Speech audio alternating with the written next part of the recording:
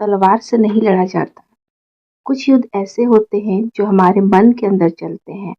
बाहर सब कुछ ठीक दिखाई देता है, लेकिन अंदर डर, चिंता और बेचैनी हमें तोड़ रही होती है। क्या आपके जीवन में भी कोई ऐसी समस्या है जिसके बारे में सोचते-सोचते आप थक गए हो? क्या आपने हर दरवाजा खटखटाया, हर कोशिश की, लेकिन फिर भी कोई रास्ता नहीं निकला? तो परमेश्वर का वचन आज आपके लिए है। भजन संहिता 46 का 10 बाइबल कहती है, चुप हो जाओ और जान लो कि मैं ही परमेश्वर हूँ।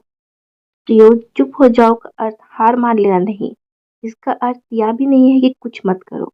इसका अर्थ है अपने डर को परमेश्वर के चरणों में रख दो, अपनी चिंता उन्हें सौंप दो, अपने बेचैनी को उनके सामने रख दो और फिर विश्वास के साथ उनकी प्रतीक्षा करो। याद रखिए, जब हम सब कुछ अपने हाथों में रखने की कोशिश करते हैं, तब हम थक जाते हैं। लेकिन जब हम अपना जीवन परमेश्वर के हाथों में रखते हैं, तब हमें शांति मिलती है। आज बहुत से लोग उत्तर चाहते हैं, लेकिन परमेश्वर पहले विश्वास चाहते हैं। बहुत से लोग चमत्कार चाहते हैं, लेकिन परमेश्वर पहले समर्पण चाहते हैं, क्योंकि जहाँ विश्वास होता है, वहाँ परमेश्वर अपना कार्य प्रकट करते हैं।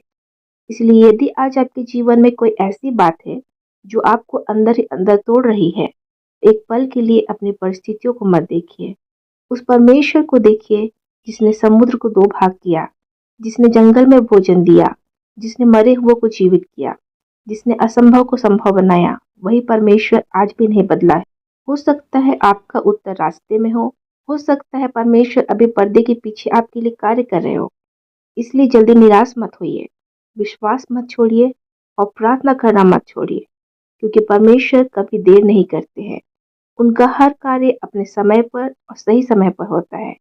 इसलिए इस संदेश को सुन रहे हर एक लोगों से मैं ये कहना चाहती हूँ, यदि आज आप मन में रो रहे हैं, आपका परिवार संघर्ष से गुजर रहा है, या आर्थिक समस्या ने आपको घेर लिया है, या बीमारी ने आपकी आशा कमजोर कर दी है, तो इस वचन को अपने हृदय में बसाइए। चुप हो जाओ और जान लो कि मैं ही परमेश्वर हूँ।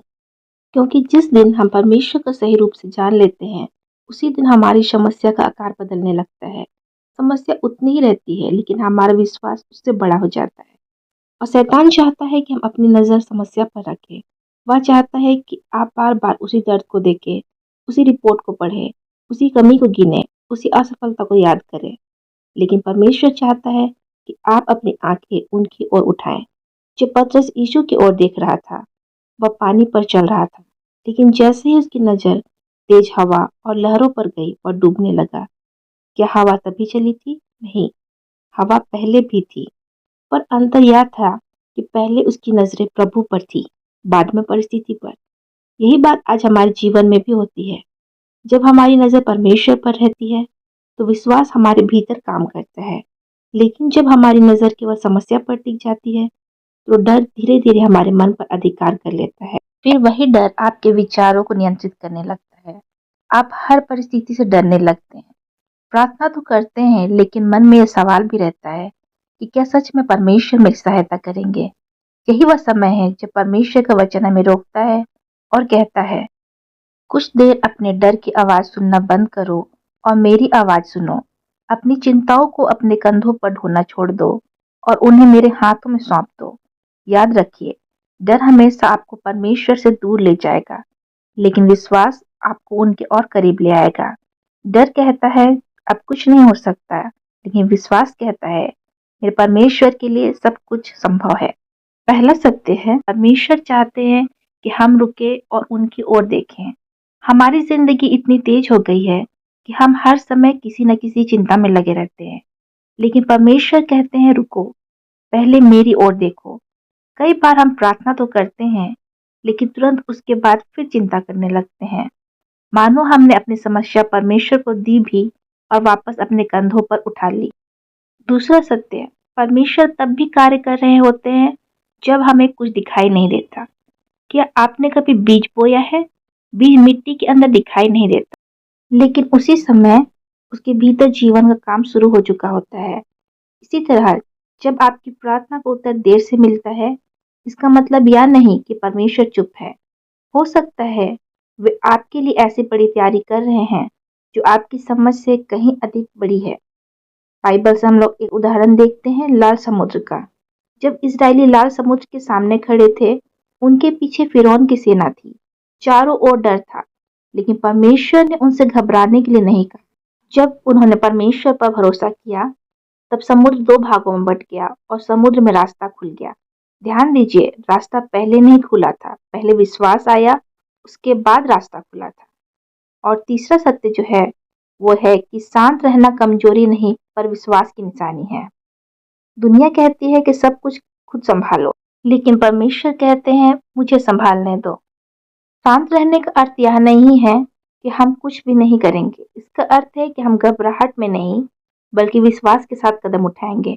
यदि आज आप किसी कठिन परिस्थिति में हैं, शायद नौकरी की चिंता है, शायद परिवार में तनाव है, शायद बीमारी है, या प्रार्थना का उत्तर अभी तक नहीं मिला, तो आज परमेश्वर आपसे केवल इतना कहते हैं, चुप हो जाओ और जान लो कि मैं ही परमेश्वर हूँ। मैं अभी भी तुम्हारे साथ हूँ। मैंने तुम्हें नहीं छोड़ा। मैं तुम्हारी परिस्थितियों से बड़ा हूँ और मैं सही समय पर कार्य करूंगा। आज निर्णय लीजिए कि आप अपनी चिंता से अधिक परमेश्वर के वचन पर विश्वास करेंगे।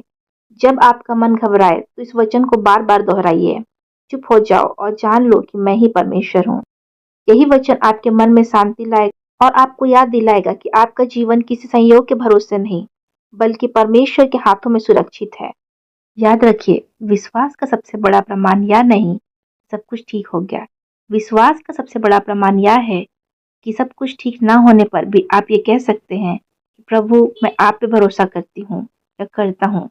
इसलिए आज अपने मन को शांत कीजिए। डर की आवाज से ज्यादा परमेश्वर के वचन को सुनिए, क्योंकि जिसने आज तक आपको हाथ नहीं छोड़ा, वह आगे भी आपका हाथ नहीं छोड़ेगा। और आइए अब हम मिलकर के एक छोटी प्रार्थना करेंगे। इस समय हम जहाँ कहीं भी है, अपनी आंखों को बंद करें। हे स्वर्गीय पिता, हम आपका धन्यवाद करते हैं कि आप हर परिस्थिति में हमारे साथ हैं। जब हमारा मन डर, चिंता और बेचैनी से भर जाता है, तब हमें आपकी आवाज़ सुनना सिखाइए। प्रभु, आज हम अपनी समझ पर भरोसा करते हैं, वहाँ हमें आपकी इच्छा पर भरोसा करना सिखाइए।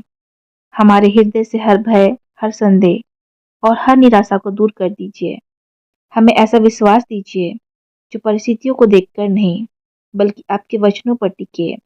पिता, जो भी यह संदेश सुन रहे हैं, यदि वह किसी परेशानी, बीमारी, आर्थिक संकट, पारिवारिक संघर्ष या किसी ऐसे बोझ से गुजर रहे हैं जिसे वह किसी से कह नहीं पा रहे हैं, तो आज आप अपने सामर्थी हाथों से उन्हें छू लीजिए, कि मन को अपनी शांति से भर दीजिए और उन्हें यह भरोसा दीजिए कि उनका जीवन आपके हाथों में सुरक्षित है। हमें हर दिन यह याद दिलाते भी रहिए कि आप अब भी हमारे साथ हैं, आप अब भी हमारे लिए कार्य कर रहे हैं और आपके लिए कुछ भी असंभव नहीं है। हम अपने जीवन, अपने परिवार और अपने भविष्य को आपके हाथों में सौंपते हैं। ये प्रार्थना हम अपने प्रभु और उद्धारकर्ता यीशु मसीह के नाम से मांगते हैं। आमीन।